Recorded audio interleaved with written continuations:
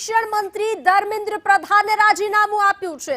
NEET કાંડ બાદ ધર્મેન્દ્ર પ્રધાનનું રાજીનામું દિલ્હીમાં છેલ્લા કેટલાક દિવસોથી વિરોધ ચાલી રહ્યો હતો। વિદ્યાર્થીઓની સૌથી મોટી માંગ પૂરી કરવામાં આવી છે।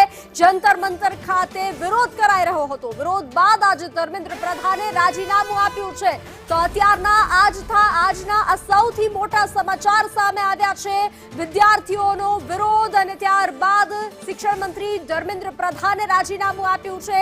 નીટ કાંડને લઈ અને વિદ્યાર્થીઓમાં રોષ હતો। ઠેર ઠેર વિરોધ કરવામાં આવી રહ્યો હતો। જંતર મંતર પર ધરણા કરવામાં આવ્યા હતા। વિરોધના સૂર ઉઠ્યા હતા અને એક જ માંગ હતી કે શિક્ષણ મંત્રી ધર્મેન્દ્ર પ્રધાન રાજીનામું આપે।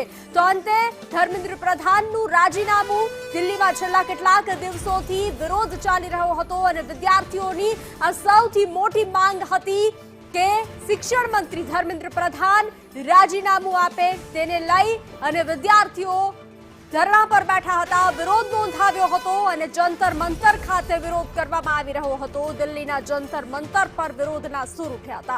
તો વિરોધ બાદ અનેક દિવસોના વિરોધ બાદ આજે ધર્મેન્દ્ર પ્રધાને રાજીનામું આપ્યું છે। અત્યારના સૌથી મોટા સમાચાર સામે આવ્યા છે। વિદ્યાર્થીઓ જે રીતે પ્રદર્શન કરી રહ્યા હતા, હાથમાં બેનરો લઈ અને વિરોધ નોંધાવી રહ્યા હતા, તો તેને લઈ અને એક જ માંગ હતી દરેક વિદ્યાર્થીઓની। જેનઝીઝનું જે પ્રદર્શન ચાલી રહ્યું હતું તેમાં એક જ માંગ હતી કે પ્રધાન। તો વધુ વિગતો સાથે સંવાદદાતા દિલ્હીથી અજય યાદવ જોડાઈ ચૂક્યા છે। अजय, अंत में शिक्षण मंत्री धर्मेंद्र प्रधान ने इस्तीफा दे दिया है, क्या ज्यादा जानकारी?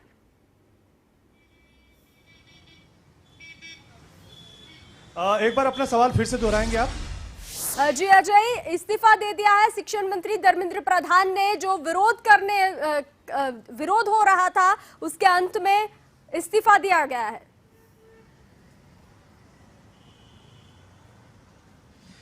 देखिए, निश्चित तौर पे ये बड़ा डेवलपमेंट है, न सिर्फ भारत सरकार के नजरिए से बल्कि जो स्टूडेंट की पॉलिटिक्स चल रही है, उनका आंदोलन चल रहा है, उस लिहाज से भी बड़ा डेवलपमेंट कहा जाएगा।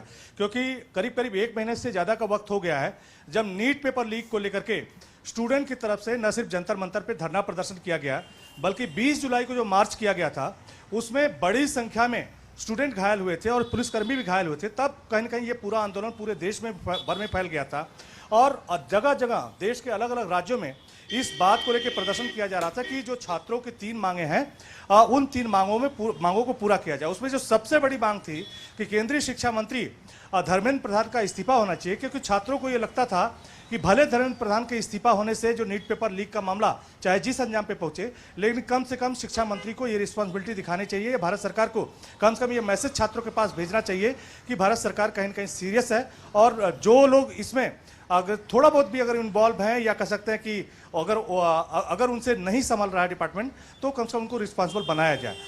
साथ ही साथ लेकिन 2 और मांगे थी खास करके स्टूडेंट की तरफ से, जिनकी तरफ से ये कहा जा रहा है कि जो छात्र घायल हुए हैं उनके खिलाफ, जो छात्र आंदोलन में शामिल हुए थे उनके खिलाफ जो FIR दर्ज की गई है, वो FIR को भारत सरकार को वापस लेना चाहिए।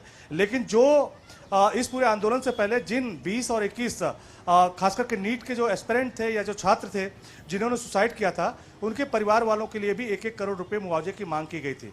तो कुल मिला के भारत सरकार की तरफ से जब कल बैठक हुई CJP के साथ, तो उसमें 2 मांगे जो थी वो एक तरह से मान ली गई थी, लेकिन एक मांग जो थी कि शिक्षा मंत्री धर्मेंद्र प्रधान का इस्तीफा होगा या नहीं होगा, उसके लिए JP नड्डा की तरफ से बयान आया था कि हम खुद जाकर के बातचीत करेंगे, जैसा रिस्पॉन्स होगा हम आपको बताएंगे।